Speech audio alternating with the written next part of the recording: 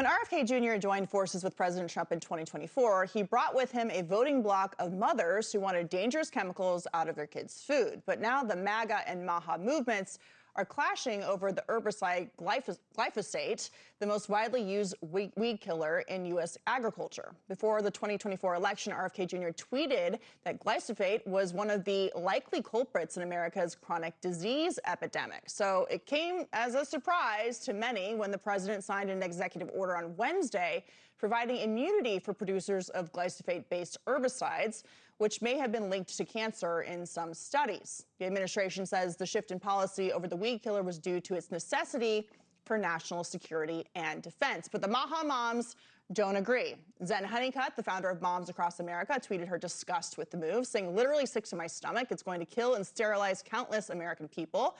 With these competing visions, greatness versus health, which one will prevail? Another prominent activist behind the movement is Kelly Ryerson, co-executive director of American Regeneration, and she joins me now. Kelly, thank you so much for being here. So for those of us who are not familiar with what glyphosate is, why do you say it's dangerous to our health?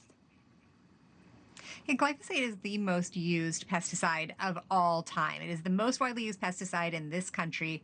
We have farmers using it across the country.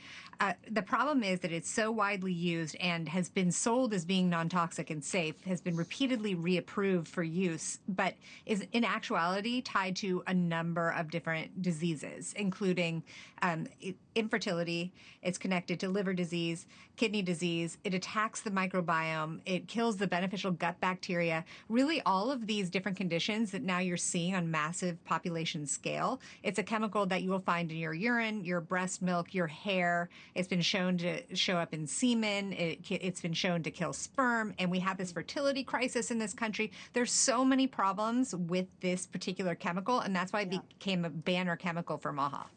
So, Kelly, this executive order was put in under the Defense Production Act. The president's executive order argues that there's no direct one-for-one chemical alternative to glyphosate-based herbicides, and that major restrictions of glyphosate would result in economic losses for growers and make it untenable for them to grow food. So this EO is essentially arguing that they're trying to prevent a crisis in terms of growing food, especially for small-scale farmers. But you're talking about another crisis, which is one of disease and health. So how do these two things reconcile? Yeah, it's complicated because it is true that right now our farming system at large is dependent on glyphosate. The system has been built around supporting these chemicals in a chemical agriculture system. And so that is something that the country needs to be moving away from by supporting regenerative agriculture practices to be able to decrease the use of these pesticides. That's something that Secretary Brooke Rollins has started to do with her $700 million investment into regenerative agriculture recently. But what's really missing here, and I think what's so enraging about this executive order, is it's not, for now, for national security, we need to preserve this supply so that we're not supplying from China. But in the meantime, we're going to be investing in all of these other things to make sure that farmers can get off this chemical treadmill and we can decrease the toxicity of our food supply. That's just not something that's happening. The other thing that's really important to note is that the timing of this is very, very suspicious, because right now Bayer, which manufactures glyphosate, is working really hard to get immunity from lawsuits so that we can't sue when we get sick from exposure. They're trying to pass these bills on the state level and the federal level. The president went and backed Bayer's bid to go to SCOTUS and have a lawsuit that if Bayer wins, we will no longer be able to sue any pesticide manufacturer when we get sick from exposure. That's 57,000 different pesticides. And now he's come in with this the same week that Bayer has claimed that there'll be a settlement of some kind for all cancer victims of this carcinogen.